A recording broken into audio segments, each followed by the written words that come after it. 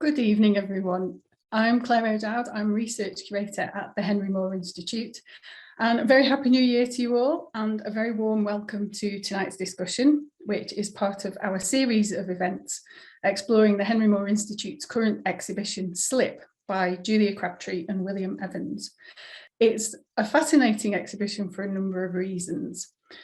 It's full of experimental processes, and the artists embrace the idea of unexpected results and of things going wrong. The sculptures are made through collaborative processes, both in terms of the two artists who produce everything together and in terms of their collaborations with skilled makers, for example, in the processes of making clay slipware casting or glass blowing. The exhibition also reflects on ideas of the systems and ecologies that we inhabit, on ideas of interdependence and entanglement, and the ways in which our bodies are both independent and interdependent within all of this. So there are a number of key themes that we're exploring through these events, and tonight's event focuses on the theme of art and ecology, or perhaps more accurately, ecologies in the plural.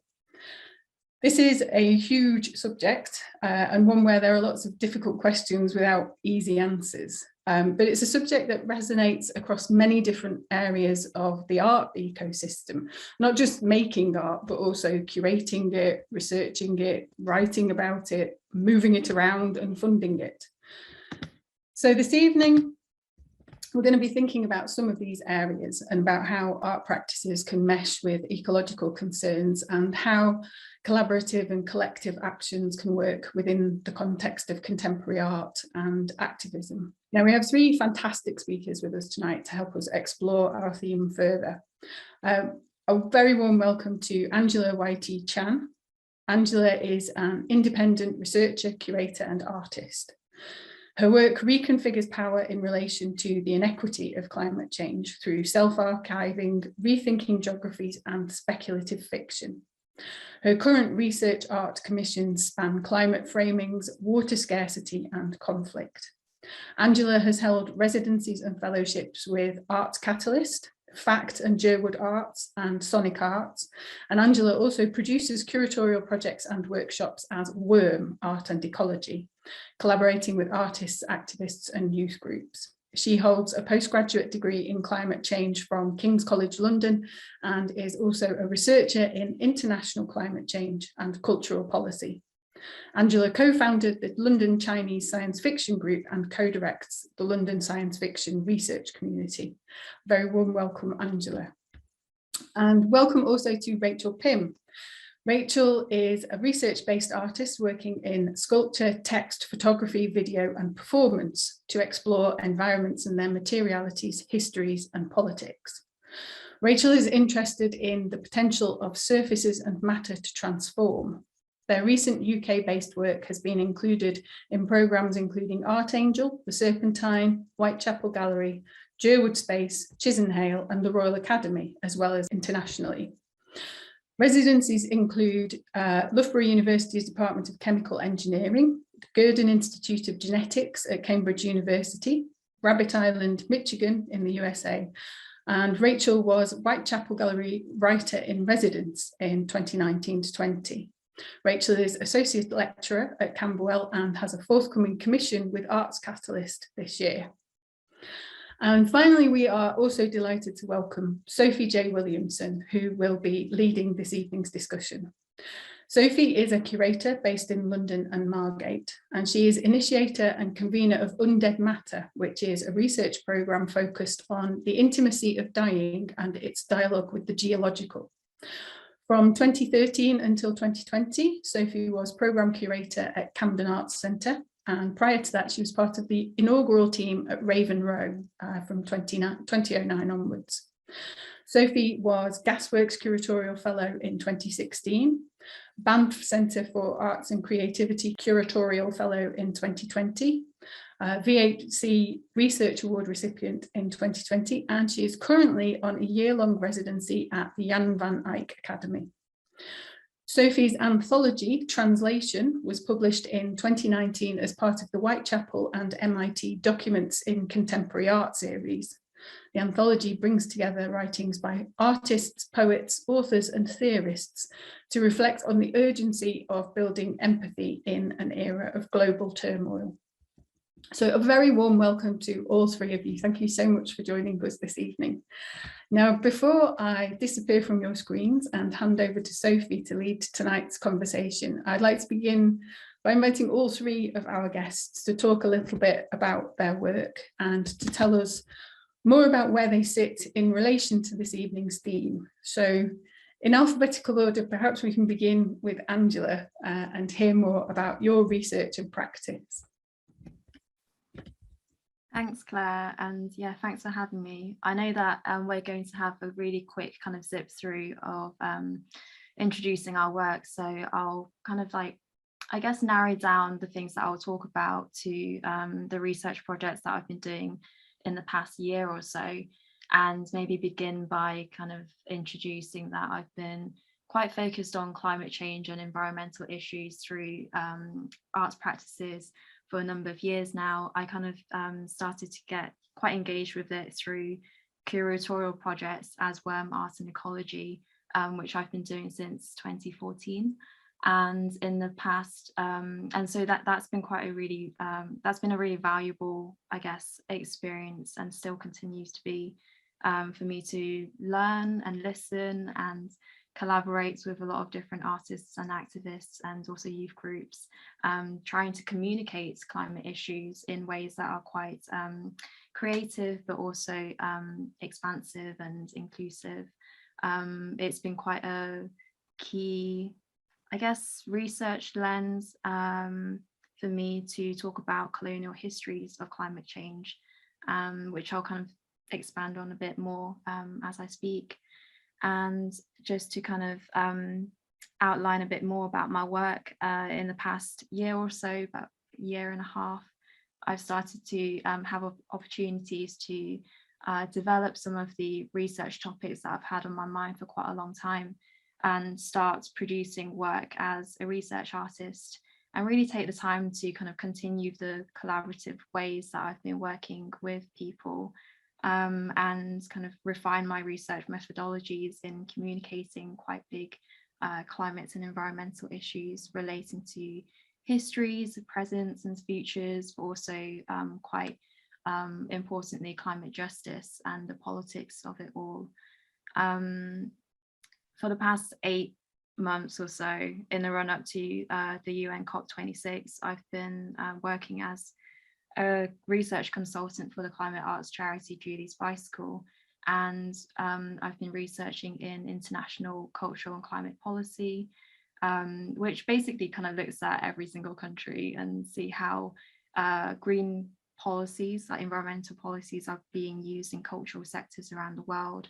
If not, will they be, what the intentions are? So it's been quite insightful to have that, I guess, engagement with a very different type of research methodology and an insight to kind of cultural sectors around the world, and how people are thinking about environmental issues, timelines, goals that are kind of set by the UN, which, you know, comes with its whole kind of framework of quite questionable urgencies. So I guess to kind of narrow down, as I said, things that I'll kind of share with you in this kind of short snippet, I'm going to set a timer on, so I'm quite conscious of time. I want to kind of put focus on my interest in water and how that's been bringing together quite a lot of my research issues in the past year or so. And I guess it kind of comes into this whole framework where I see that in order to be working in arts and ecology, or more specifically, working to communicate climate issues through the arts, it's quite important to know our histories. And this especially means, you know, the non-hegemonic or non-dominant narratives that are usually erased or not written histories, ones that are kind of more regularly falling into oral histories, or the ones that we hold within our chosen families and among our communities. And these are the ones that are actually more systemically obscured to the margins of textbooks if they're not, already censored or not written, or usually they're never resourced to actually become archived in the ways that we wish for them to be. And secondly, I guess with this framework that I work with, it's also important to pay attention to how we tell these histories and stories. And by this, I mean the framings of power struggles behind these histories, and kind of making quite sure that we don't tell them in a very neutral or objective way, because these are never really neutral. And to allow us to speculate futures that are very accountable in the histories that have come before, like why we are even here in the first place, the fact that climate change is something that's originated from the violence of colonialism, and that's the first and foremost facts that we need to acknowledge when talking about environmental and climate issues. And so I guess with the water cycle is being an element of work that I've been researching quite deeply in the past year, I kind of think about human interactions and disruptions to this water cycle, in the sense that, the water cycle keeps going at its own pace and having to adapt to the way that humans are kind of causing a lot of irregular patterns in it, and how then that affects us further. So I'm just going to share with you some illustrations just to kind of have a background of things to look at whilst I speak. And I'll kind of introduce my work to you through two pieces of work that I've been doing in the past year. And the first one is Export to Explode, which is a commission commissioned by Estuary Festival Metal Culture. And I chose the site of Watts Tyler Country Park, which is actually a nature reserve on the Thames Estuary, as my research kind of focus. And this is also the site of the former Pitsea Explosives Factory, which was the dynamite production factory of the British Explosives Syndicate, which is basically the UK government and Alfred Nobel of Nobel Prizes, their kind of partnership that became one of the first modern multinationals as we know them now. So this startup that was kind of government driven had a very lasting legacy, because it was their intention to actually export a lot of these dynamites across the British colonies and to their allies. And so thinking about how this, as a nature reserve, when I was beginning to work on this research project, how access to nature during the pandemic and the first lockdown and then on to the second lockdown is something so precious and healing for us, that actually going to a site like this, reminding ourselves that military sites or kind of heritage sites like this are not neutral. They're not just nature reserves. They come with a very kind of violent history of devastating other landscapes that were once natural, were once peaceful.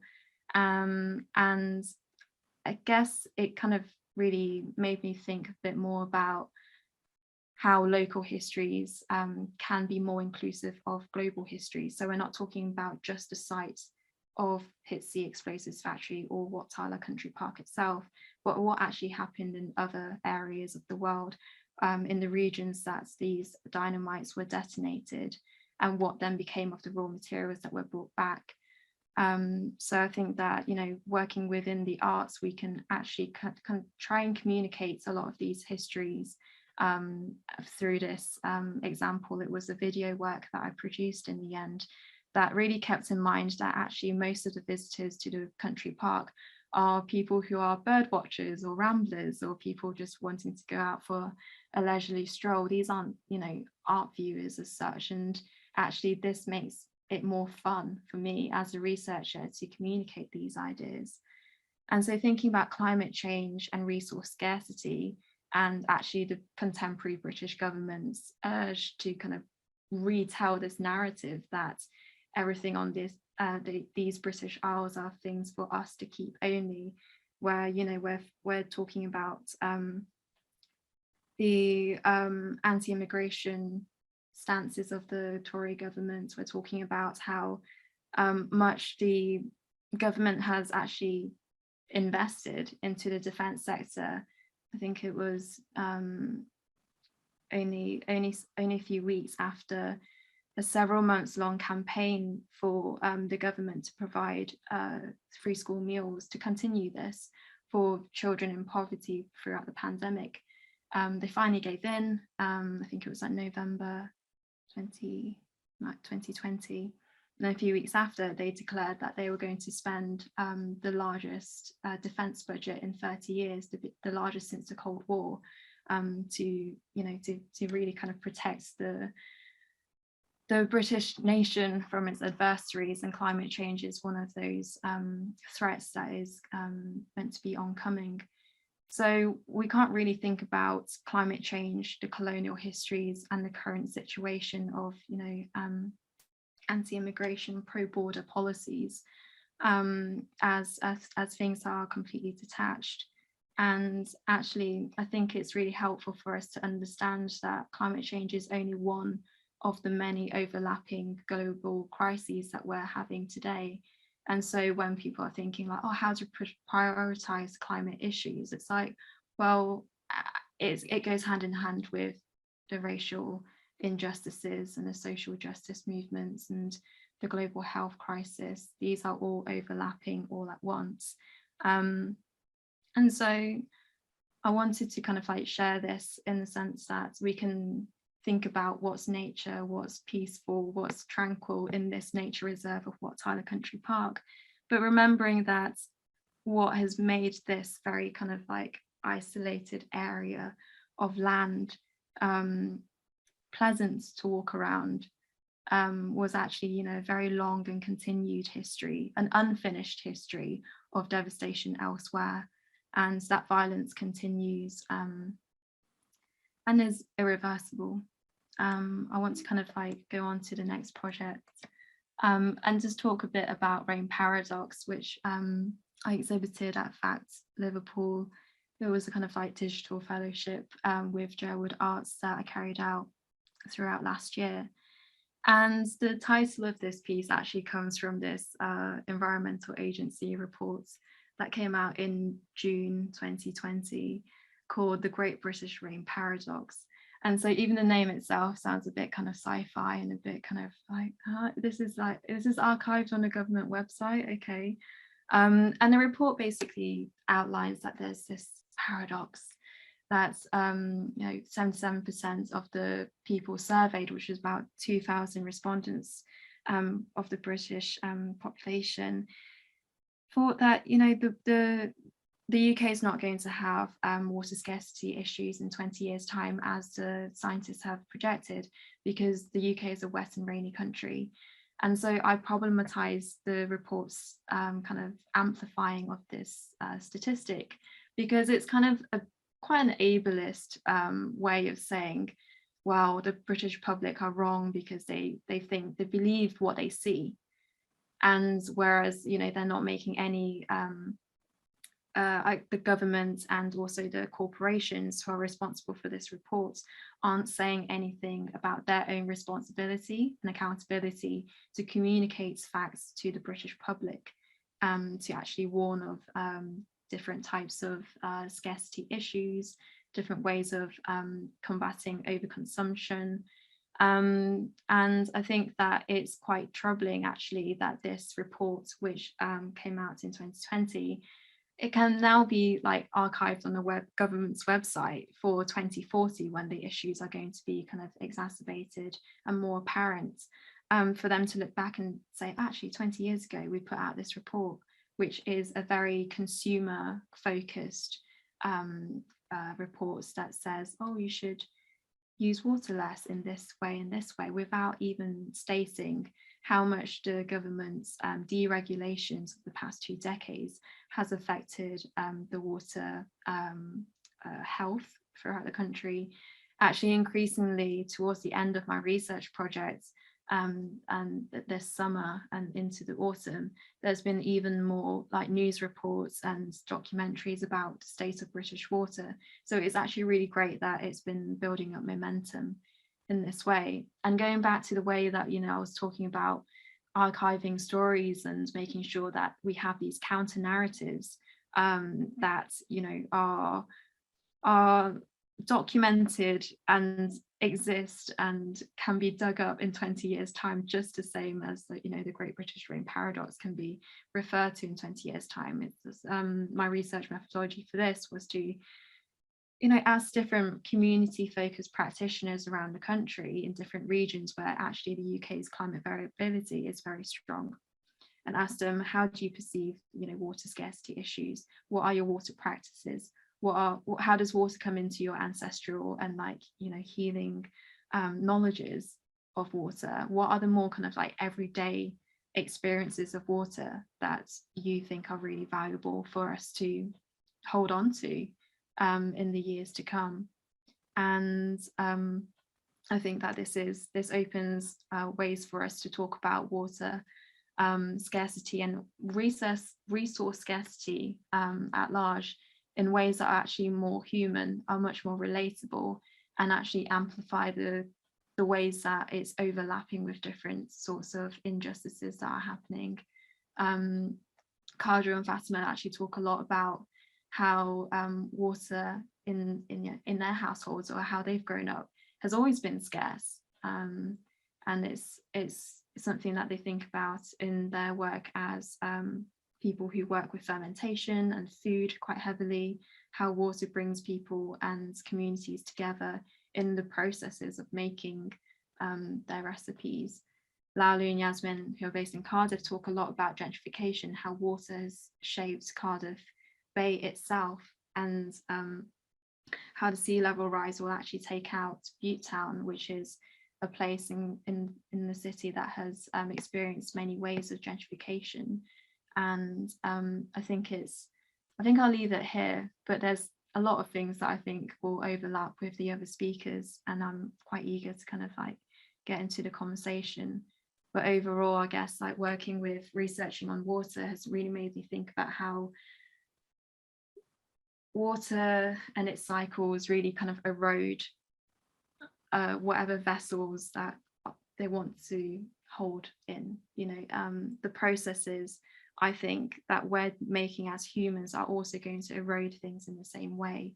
So we need to be quite conscious of our interactions with the environment and each other, and in order to kind of secure the ways that we kind of become vessels for, I guess, the futures and the stories we, you know, want to tell.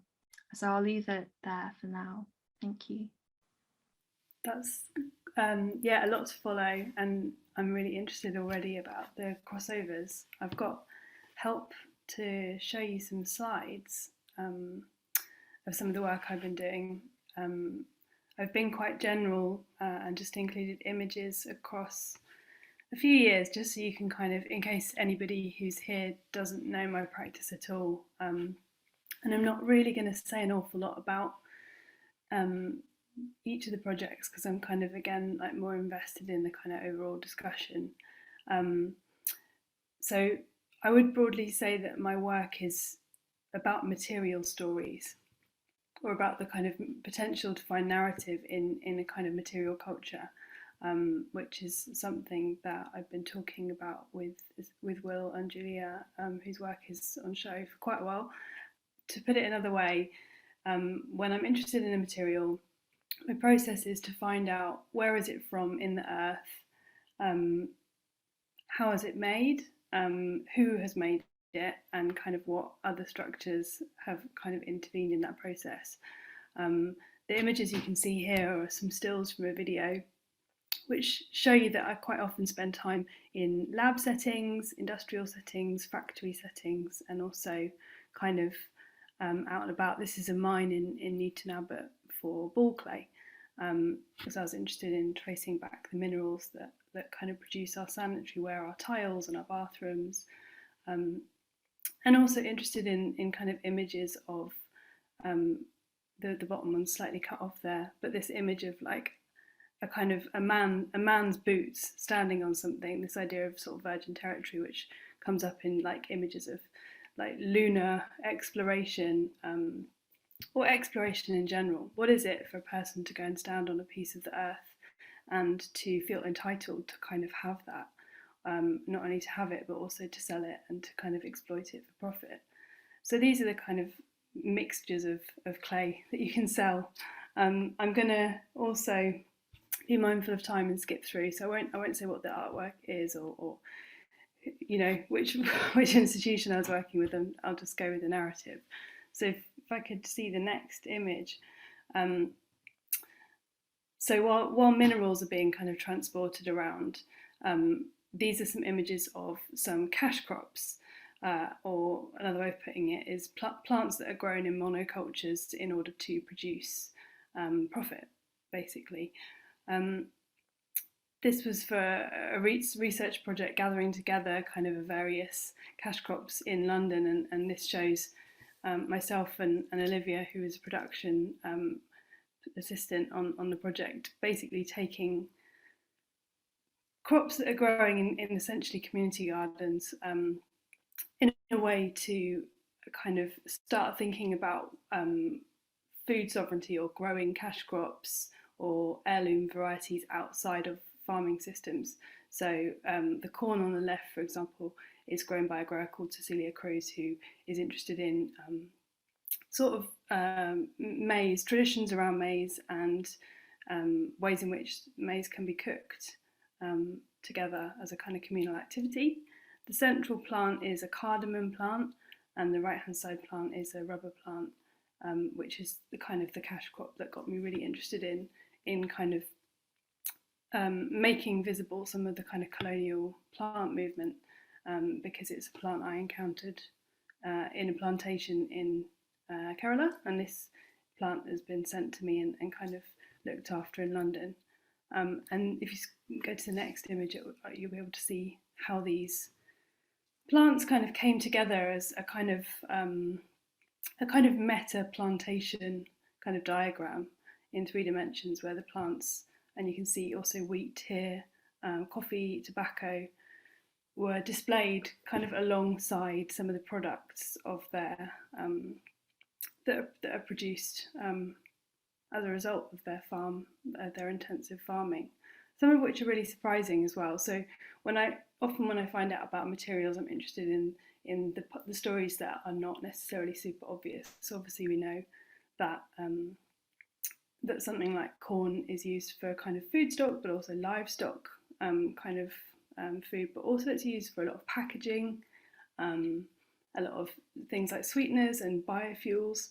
So I'm interested in where kind of materials go to hide in plain sight in our kind of, I kind of understand, let's say, the kind of building blocks.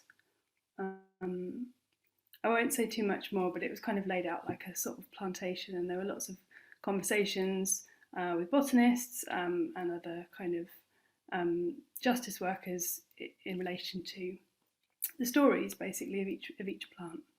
And the next image will be just to show that I'm also really interested in volcanoes, and I'm mainly interested in volcanoes because of their role in like a very vast and different timescale of kind of change in ecological settings. I'm interested in the way in which igneous rock is kind of new, and the idea of kind of starting afresh.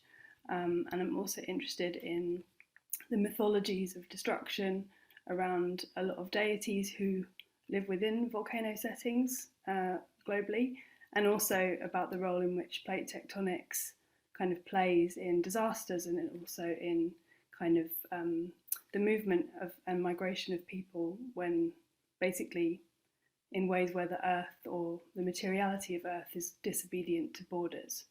So this is a kind of combined set of images of some of the volcanic landscapes I visited.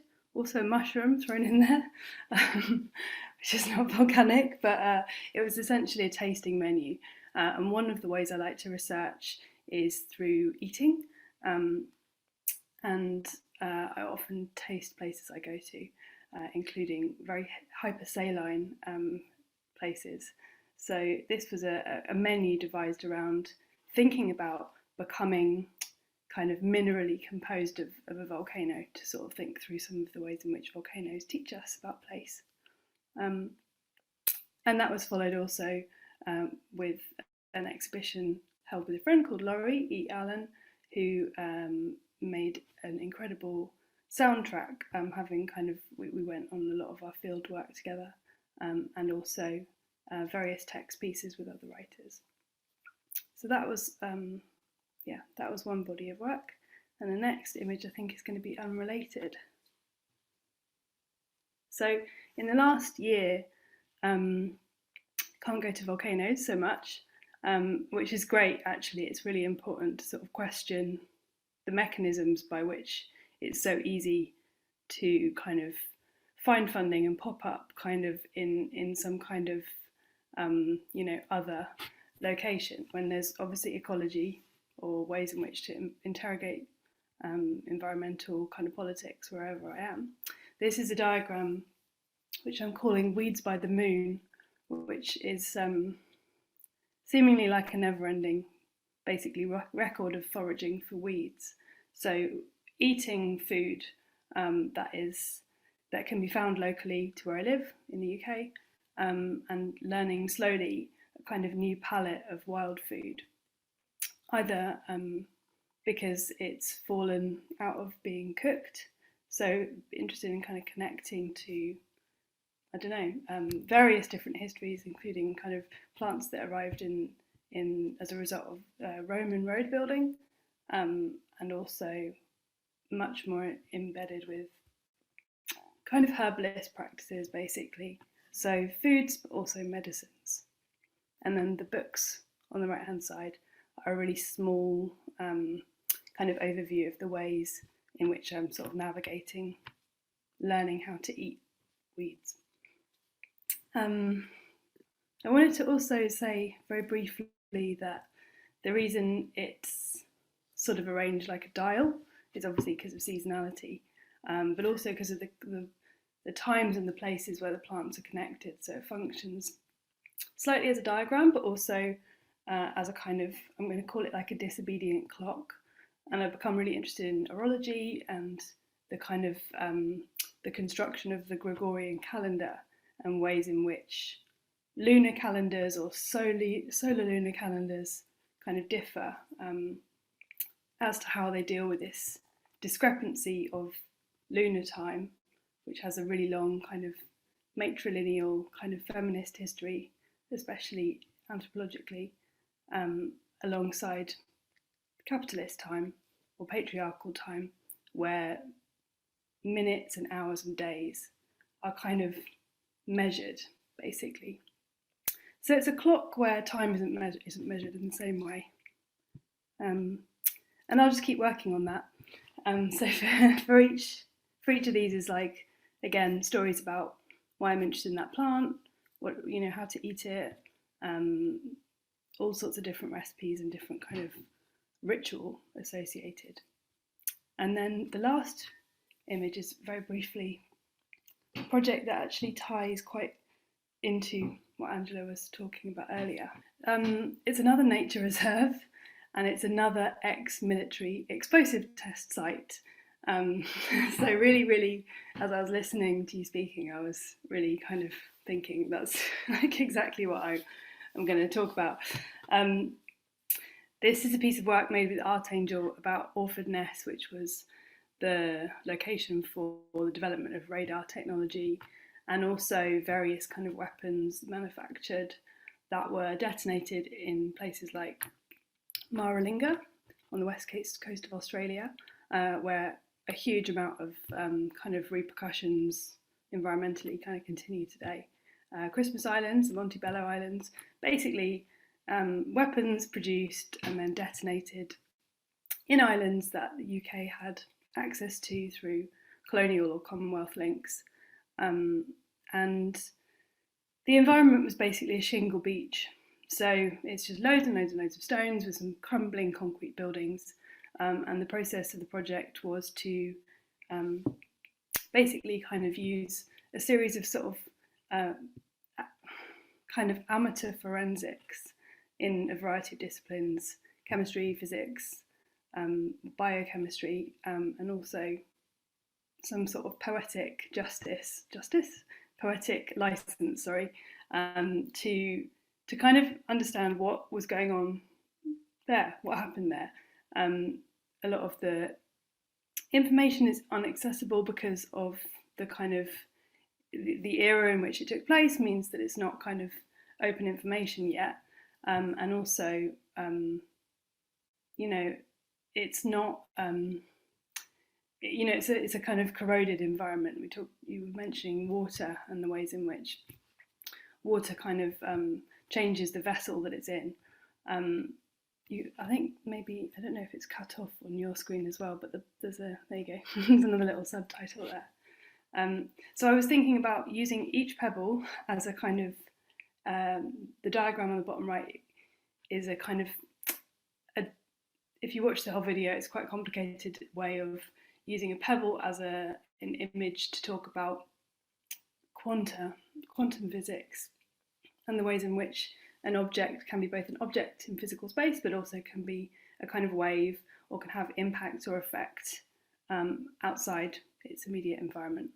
And then there are other kind of agents like poppies and sea kale that kind of take on these other roles, like thunder, and a lot of the buildings are coming into disrepair, and calcite, which is a mineral I'm really interested in, is kind of leaking from the concrete, which kind of goes back into this cycle of having been previously animals and then becomes kind of architecture, which lends itself to this really kind of horrific, like, global expansion project of the British military, and then it kind of escapes out of the building again into these rainwater formations, which look a lot like the volcanic landscapes because they're about salt moving. So yeah, I'm interested in, I guess, how you can try and extract or understand extractivist kind of processes of the earth by looking really, really closely at the objects of art making, and also kind of the places they've been, the places they impact on, and yeah, the people along the way. And I'll leave it there for the moment. Thank you both so much. That was a really wonderful presentation that you both gave. We have a small amount of time to open it into a conversation between you. I'm going to introduce my own practice really briefly, but very briefly, because I can see already that there's so much space here for a really rich discussion. So I want to give as much time as possible to that. I should also say that in Claire's lovely introduction, I obviously gave her the dates wrong, but I was working at Camden until last summer. So Undead Matter, which is my curatorial practice, is a fledgling. It's a relatively new practice, but it started, I guess, from being with loved ones in their dying moments and in their last, months, weeks, days, breaths,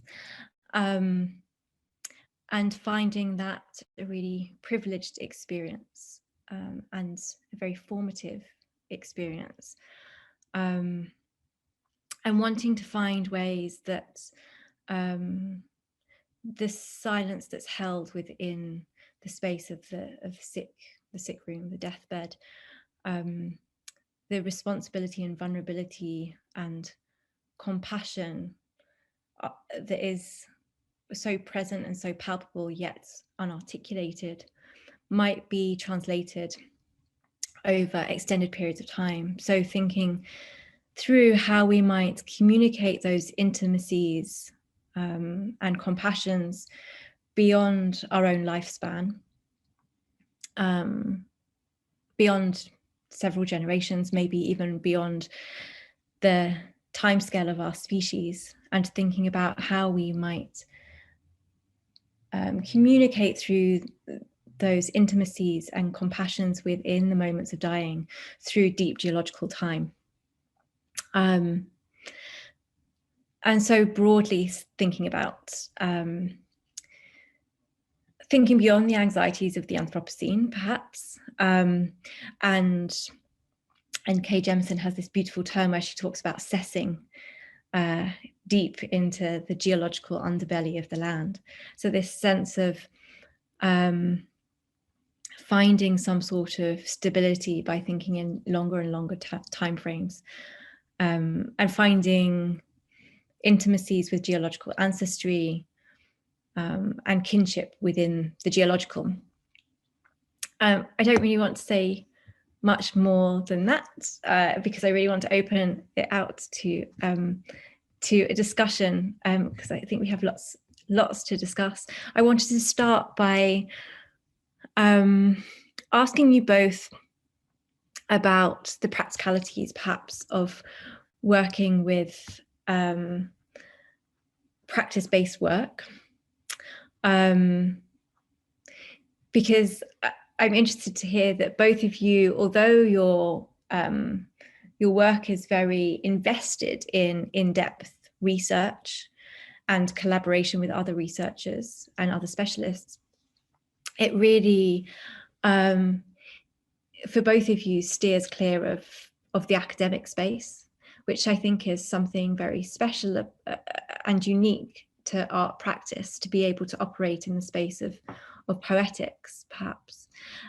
So I wanted to ask you both, you can choose who goes first, but a little bit about how a research-based practice operates in the world. And perhaps I think with both of you, there's a sense of it becoming life practice.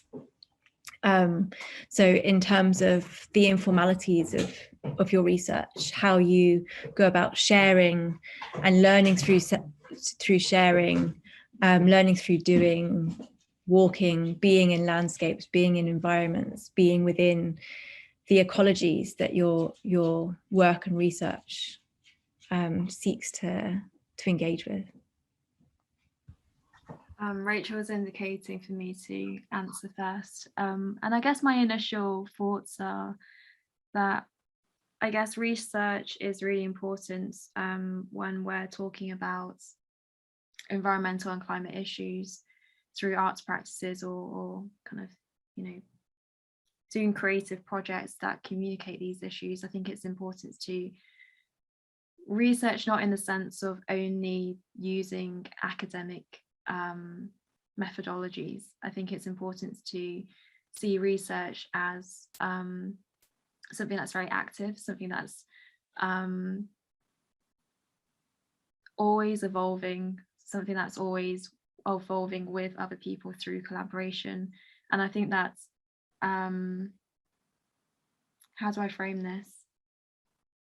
There's a really good part of Julia and Will's conversation that's now a PDF through probably a web page on the Henry Moore website.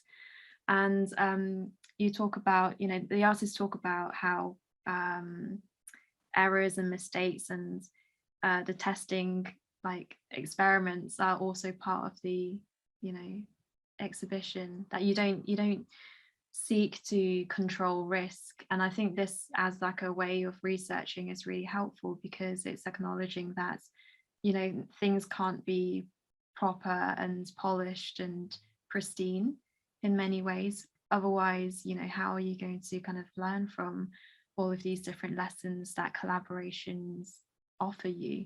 I think there's something really nourishing about working outside of I guess an academic sense, where there is a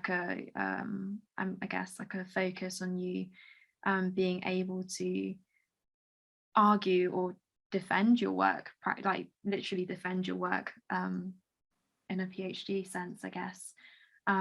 Whereas in an arts practice way of researching, you're working with everyone. It's much more of an alignment and less of the kind of researching to prove. It's researching, in my sense, to, I guess, provide counter narratives. It's not to prove counter narratives. That's not my job. I know that they already exist. I don't need to convince other people that counter narratives to the hegemonic, patriarchal, white supremacist one exist. My role, I see it as a researcher, is to kind of expand the platforms and the resources to actually archive them in the ways that people want them to be archived. So that's, yeah, I guess that's my response. Rachel? Yeah, maybe I can add to that as well, like that if you're a researcher working in an art sense, and I mean that as opposed to being, for example, a geologist who's funded by a mining company, you're not going to have those interests at heart when you're doing the work you're kind of seeking out. But perhaps for me, research just means basically learning, and the way I see it is there just is not enough time to learn all the things I'm interested in. I would love to study every single scientific, linguistic, cultural, social discipline that there is going, and quite regularly I want to retrain completely. And actually, that's kind of really like what the practice is a vehicle for, is that, you know, I'm not going to become a physicist. It's too late for that already, but I can talk to a physicist, and not only is it hopefully like a bit of a time out from them from doing whatever it is that they're funded by, I don't know, SpaceX or some idiot to do, but it means that you get to open that kind of course of knowledge. And so while there's like people that obviously want to like be disobedient to their kind of single linear study path, and those conversations kind of impact both ways.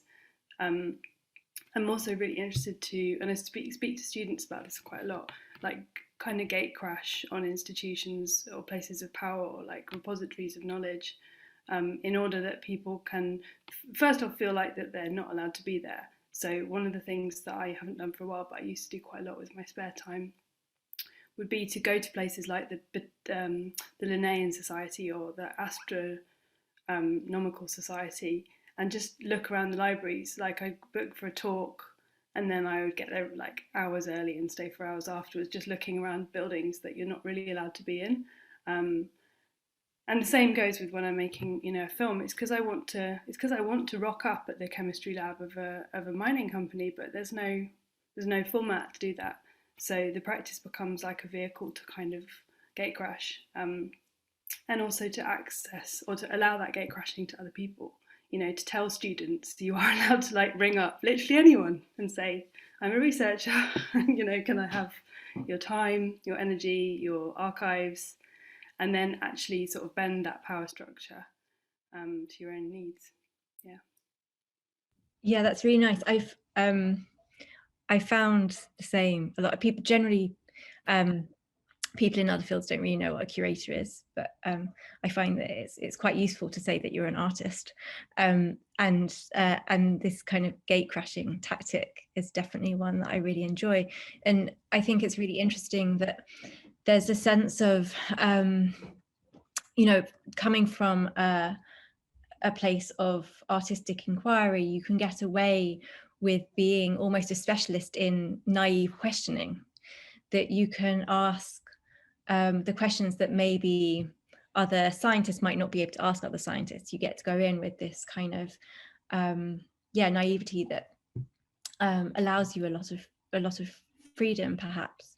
And I think it's also interesting that it becomes really a space of generosity. I'm sure you guys have found a lot that, you know, there are specialists that you'll come across and they're just very focused in their field of engagements and don't have the space to open up that dialogue. But when you do get those special people that are often, I found, really at the kind of cutting edge of their field. So I've been in conversation with astrobiologists and quantum physicists and microbiologists and geographers and permafrost specialists and many other people along the way. But really the ones which you have the most engaging conversations with are the ones who are almost working in a creative space anyway. They're at the kind of cutting edge of their field and they're imagining the unimaginable, or, you know, what's beyond our current state of knowledge. And so their space of inquiry is in a way quite an artistic position, I found. Maybe you've found the same. I wanted to develop that on to a question about the way that your research and your practice is located, that with each of your works there's a real sense of having a very close-knit relationship to a particular place, yet whilst also acknowledging that these places are entangled within global ecologies. Yeah, I don't know. Yeah, again, whichever of you wants to start. I'm really interested in this crossover that you both had of very, in a way, similar inquiries around these landscapes that had this relationship to military powers. Yeah, I didn't expect that. We should have been talking more, huh? Yeah. But there, I don't know what you found, Angela, but I found that, you know, perhaps this idea of the generosity of kind of people meeting and just sharing what they know really doesn't extend to military contexts. It's just not possible to get past a sort of wall of opaqueness, as far as I'm aware. So then this idea of, well, because Sophie, you're saying, okay, people are the leaders in their field, but there's also the non-specialists, or the people who are actually kind of like just living, you know, or just having an experience. And so the way I did the research for that was chatting to the National Trust Park rangers who just know, you know, what the animals prefer to eat, or you know, which tourists come and steal which kind of stones, or, you know, stuff like that. It's more like anecdotal, and you have to actually form a kind of anecdotal case, you know, in a, like, I'm going to say like an Erin Brockovich kind of level, where you just have to get to know all the people and know their case history, because you're not going to find it out from the higher level. Yeah, I guess like with that specific research project, for me, I would also give the similar answer in terms of it is such a special place for like local residents and people who would visit that country park, that the education team at Wat Tyler Country Park were super helpful. There's the local archives, but in terms of thinking more kind of like on a global scale, to really kind of start tracing like the trade routes or the kind of connections of the colonies who are receiving these goods. I think it's more about kind of understanding that, again, I guess like putting the focus on the unfinishedness of these histories. Like even if we're going to a physical location, that location's history, if it's kind of like, you know, almost kind of full stops at a chapter in a textbook, it doesn't mean that that history has ended elsewhere in the world. You know, on that site, it's no longer the production for dynamite for nearly 100 years now, but it doesn't mean that that legacy doesn't still reverberate all of its violences elsewhere in the world. And I guess like in terms of like working quite internationally with ideas or with like different networks of people, it kind of comes through quite heavily with my curatorial work. And sometimes people are kind of, you know, they'll commission me to, for example, one recent one was like, you know, doing a commission about British arts and climate change for, you know, a British kind of, it was the British Art Journal. And it was, you know, I can't really talk about this without talking about the empire. I can't talk about this without inviting and, you know, speaking with and collaborating with artists, activists who are still campaigning for, you know, sovereignty in other areas of the world that have been affected by the British Empire and its, you know, extractivism of material, natural goods, as well as, you know, people's labor across centuries. And, you know, this way of, I guess, collaboration, I think is really important, because it's blurring that kind of division between art and activism, but also just reminding that, okay, we can talk about Britain, but that doesn't necessarily mean you know, the geographical isles. It means the whole the whole disruption that it has caused throughout history and continues to do around the world. There's several things there that I want to pick up on, but perhaps first, it would be really interesting to hear, because you were talking about politics there. It was something that I wanted to pick up on later, but it seems like an appropriate point to ask you both really of where you see your work operating in this kind of blurred but very active space between the poetic and the political, because you're both inevitably working with very politicized subject matters, even if they're anecdotal in some cases or very localized. And you do that through very poetic strategies. So I'm wondering if that's something, how you navigate those two kind of positions. If they're two separate positions, maybe they're not. I guess I could mention that I've never considered my work as poetic in a sense, but I understand the kind of the realm it's kind of venturing in the way that you might identify its kind of everydayness as something that's the bridging point, the relatedness to the politics. Actually, Rachel, when you were talking about calendars and lunar and Gregorian, I was actually kind of like digging up my lunar calendar, which it's a Chinese one that follows the lunar, and so it always kind of like tells you the different, like it marks your seasons, and you know, it's this kind of like everydayness, like integrating like different knowledge systems or like quite, you know, age-old ways of like relating to one another, not only as people but also like environmentally with like the plants around you, or like the, you know, the climate's changing, or, you know, these are so mundane that I guess I don't think of it as necessarily political or poetic, but just everyday lived. And I think that strengthens, I guess, it strengthens the urge for me to kind of like work with quite a lot of sincerity, knowing that, you know, what I do also has an impact of what kind of stories get resourced or histories archived. Yeah, Rachel, is there anything you'd add on? I don't know, but I would also like to say I think I get more and more sincere as time goes by. I just don't think there's like, I'm finding that there's no space to just be making stuff that I don't care about or something.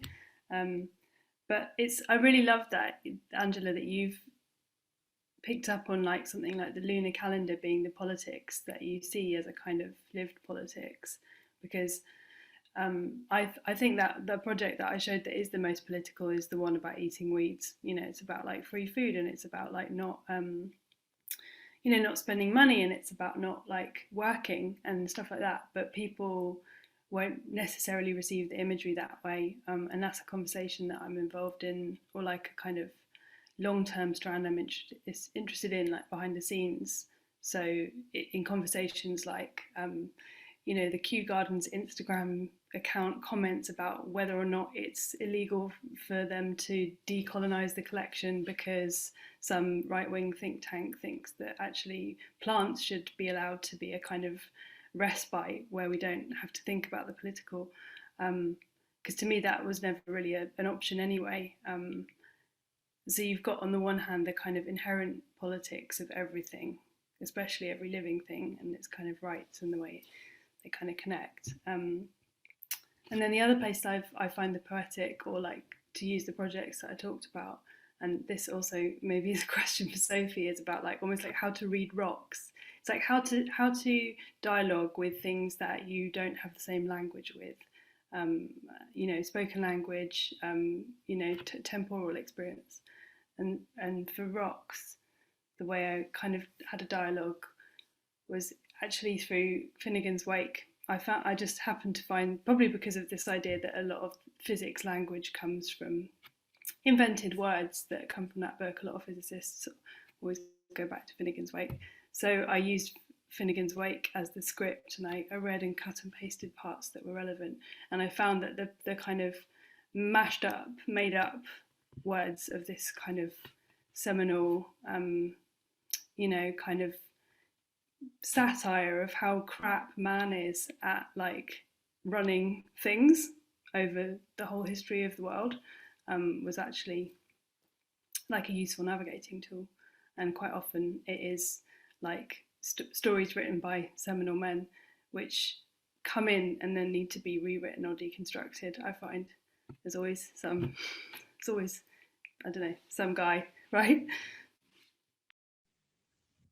Yeah, maybe I can reply a little bit about talking with rocks. Not that I, not that I feel that I talk with rocks, but I definitely feel that there's a way of feeling intimacies or empathies with materials that have very different temporalities to ours. That and I think this is particularly relevant within conversations around climate change, because, you know, we tend to think about what the world will be like for our children or our grandchildren or potentially our great-grandchildren, but then your imagination starts getting a bit rusty. And likewise, thinking backwards into the past in those time frames starts to get a bit rusty when you get past kind of, you know, the tangible kind of imagination of histories. But yet there are temporalities that are seeping out of the materials that are around us all the time and merging in the present, so that all materials from the geological to the organic are in this process of flux where we're melding the deep pasts with the contemporary and melding them with the deep futures. And so there's always this kind of give and take between the materials around us. And maybe on a more tangible level, there's objects that I've been like looking into, which really, you really can read the stories in them. So I think I mentioned to both of you before about the mammoth tusks, where you can read like tree rings, the years, and for the female mammoths, where when they've been pregnant and when they've been nursing their young and weaning them. And so there's these stories that come out of the deep past and resurface, and in some way change our future or change our position to objects or minerals or materials or landscapes. Which I guess leads me on to maybe a last question, because I want to open this out to the rest of the audience, is a question about collaborations with materials, because I think this is something which is really present in Julia and Will's show. We've touched on it briefly already, but they really lean into their materials and the way that their materials operate in the world. So for example, with the blown glass objects or with the ceramics, there's not just an acceptance, but a real embrace of the way that the materials naturally move and operate in the world, or the way that they interact with gravity or with the air. And there's certainly been a very enthusiastic, renewed enthusiasm for working in clay, for example, in recent years, across art practices, and maybe a desire to reach into more earthly and ecological narratives. So I was wondering how that plays out in your work, like not just the collaborations that you have with individuals and communities, but the collaborations that you have with materials and landscapes or situations or processes. So I've actually got an object here next to me, which I don't know if you can see that. I thought might chime with some of that, some of the sculptures that are in the show. This is plastic, it's vinyl, and the reason I wanted to show you this is because for me, like, one of the ways of thinking about how materials behave. I often work with sound, or with musicians, or with other sound artists, because sometimes the materials make sounds that are more telling of how they behave than the materials themselves, or like the objects that kind of arrive at a certain point in time. This is the leftover material if you don't properly press a vinyl record. So what I like about this is that somebody just stopped the machine and this would have been, I don't know, some sound. It had the potential of a sound, but then the kind of puck didn't press, and so the thing just kept drooping out. And this was on the edge of a table, and yeah, I might have slightly bent it into a slightly nicer shape than it was going to form in. But yeah, it's really similar, the idea of like letting the material take its own course or something. Anyway, no idea why I hang on to this. I've had it for years now, but it's just like I look at it quite regularly to like remember that that property. That's a terrible answer. Sorry. Show and tell. No, I quite like it because it's, you know, you're talking about things that you see, but you also hear by seeing. I'm actually quite tempted to get out my little microscope that actually Rachel gifted me. my magnifying glass that you gifted me a few months ago, in order to see moss more clearly. So moss is something that I guess it's just been a hobby for several years, and I have this like really silly Instagram account where I've been like stroking moss since like 2013, and that kind of like tactile softness being something that is almost like a communication method. Like, it's, you know, moss has been used quite a lot as an environmental sensor as well, something that really kind of tells you more than you can see or experience about your own local environment. And it's something that kind of also goes unnoticed quite often. And I guess like in the recent couple of years, there's been a bit more attention towards moss and lichen within kind of, I guess, like cultural like essays and within the arts. But I guess I want to say a bit more about water and like the cycles, because Sophie, what you were saying earlier about how the materiality of these objects kind of make us I guess like, yeah, reflect how we actually move around in the world, I think, of the water cycle. I was also thinking in relation to water, because I've been thinking a lot about calcium and the kind of carrying of minerals within water, especially like minerals that are essential to life, or that were the kind of building blocks of early life, but also I was thinking about calcium being in the water and how that relates to bone, and how this kind of temporality of life and death, or like cyclical components of water. So it's not just it's like you talked about water and the vessel it's in, but water is also kind of a vessel for the other materialities to an extent. Maybe you remembered what you were going to say. No, I don't, but I think that's a really important point.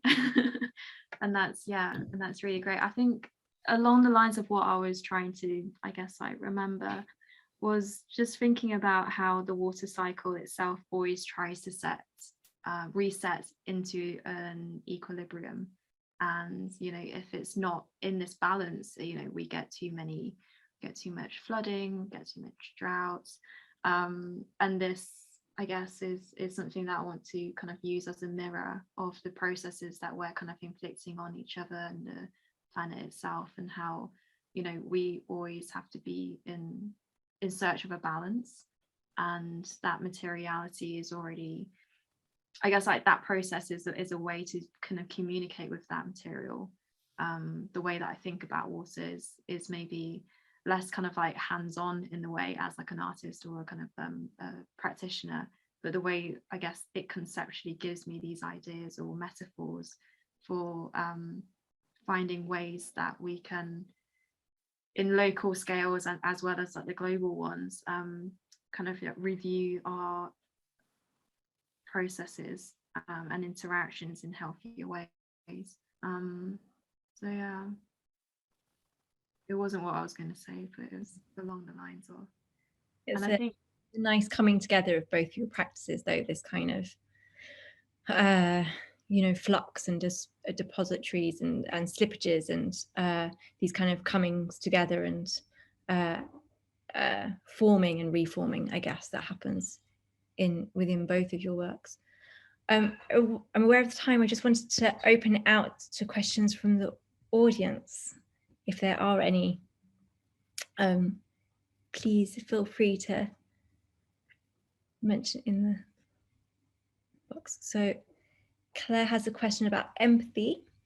She says, which has come up in so many conversations and seems crucial in all of the work, as well as in Julia and Will's exhibition. I wonder if any of you have thoughts about the politics of empathy and how that relates to your work. Yeah, I actually really like how Julia and Will talked about the sensitivities of the materials that they're working with, in terms of like making the right environments for temperatures for the clay and the glass, and actually how you have to be empathetic to the materials themselves for them to be their best form, literally. And I think that's, in the way that I work, it's very conversation based, and providing the trusting or like safer environments for people to kind of open up with their quite personal kind of perspectives or histories, stories, is quite, it's quite vital. I guess like in the Rain Paradox project, the conversation parts of the video work, we were having what I was calling like living room conversations, because it just felt cozier. It just felt like a much more homely way to talk about home, and to talk about the situations of not only our bodies but also our kind of like more spiritual and ancestral kind of locatings that came up in our conversation. So yeah, kind of finding that proximity to like safety and trust is really important, I guess, and so that relates to the empathy that we should practice with. For me, the relationship to empathy is much more just as like a human person trying to be nice in the world, because I wouldn't necessarily put care or empathy as words like within my practice, even though that's what I would believe in, because to me it's not like subject matter, it's just sort of behaving yourself or something.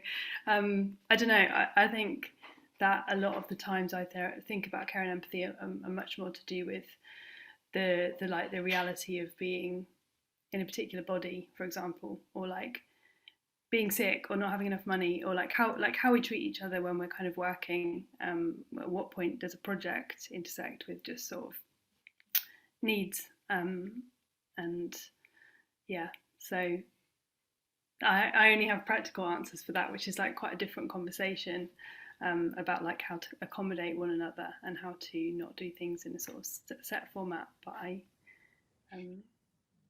But I think that that's a really important thing to say as an answer, because I think that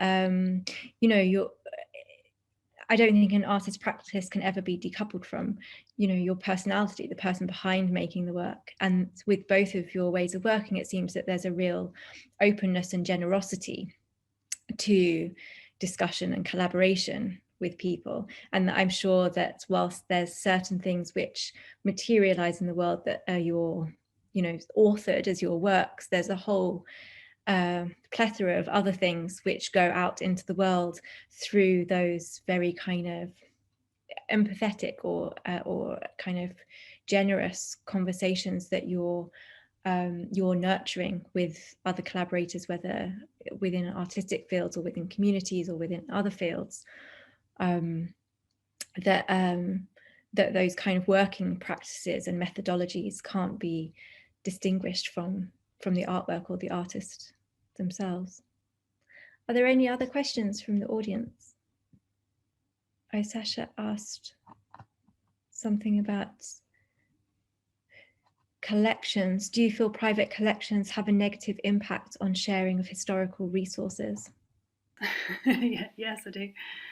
I don't really believe in private anything. Just full stop. Private property, private anything. I don't know. I think that goes back to this empathy thing, doesn't it? It's like who gets access to something.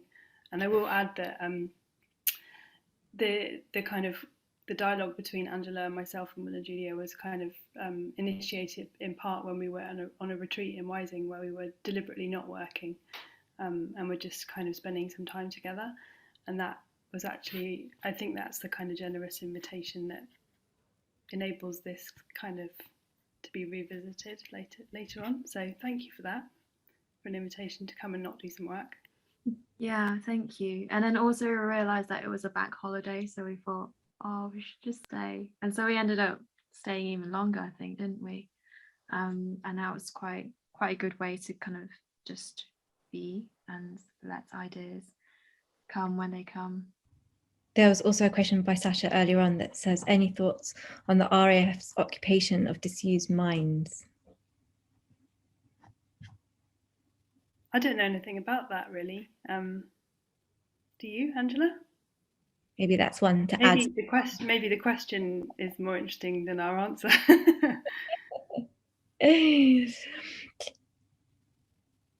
a lot to not know about military sites and why and who's. What I couldn't really get my head around, and maybe it's similar for you, Angela, is that you've got this environment, but then you've just got like warfare, which is about people killing other people, and that seems to be what's like notably absent from trying to. It's like just you just have to sort of entirely forget that part while you're traipsing around looking at, you know, rewilding, which is, I guess, an ultimate kind of example of greenwashing. Yeah, and you can like link this to the way that, you know, the nationalistic narrative of making, you know, the green and pleasant land pleasant again, you know, or somewhere that is leisurely and beautiful, while other places are, you know, sacrifice zones, let's say. Well, that made me think about this really great project. It's by a research team called Interprets without the second E. So Interpret, they did kind of like a forensic architecture method of looking at a reforestation site in Poland, and what they were kind of like, I guess, like uncovering by LiDAR sensors and trying to see why this plantation of like forests came at a certain time, was that it revealed that there was a mass burial site for the concentration camps that weren't very far away. And I think this, you know, there's a lot of really meaningful research, you know, that's going quite hand in hand with the campaign for ecocide to be recognised in the international law courts, to be, I guess, like trialed on the same degree into the same frameworks as genocide. We don't have anything that can actually take like states and corporations to court in these similar ways. But yeah, and these, yeah, the research project is really fascinating and important. Interprets is the name of it. But yeah, it just made me think of that. I also think that, like, I don't know if anybody knows Imani Jacqueline Brown's work, looking at like plantation accountability, stuff like that. I'm really interested in art, and also like E.R. Weissman's work. So, you know, people that are actually making like derailing kind of art time into investigations, really, into like actual corporate accountability, are really incredible. That, you know, that something can perform that role, or that can kind of take data from the public to actually answer those questions because nobody else is asking them, is really, I think, really incredible. I'm aware that we're kind of running out of time now, but I just want to say thank you both so much for a really fascinating conversation. I feel like we've just started to kind of scratch the surface, and there's so many more questions that I had, but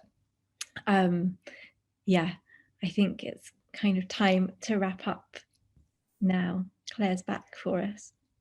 I am. Thank you so much, all three of you. That was just the most amazing discussion, really thought-provoking, fascinating to see what you do and more about your thoughts on this enormous subject. So I want to say a huge thank you to our guests, to Angela Whitey-Chan and Rachel Pimm, and also to Sophie J Williamson for chairing this discussion so brilliantly. Thank you all for joining us. So we will look forward to seeing you next time, but for now, many thanks for joining us, and huge thanks to Angela, Rachel and Sophie, and we'll wish you a very good night.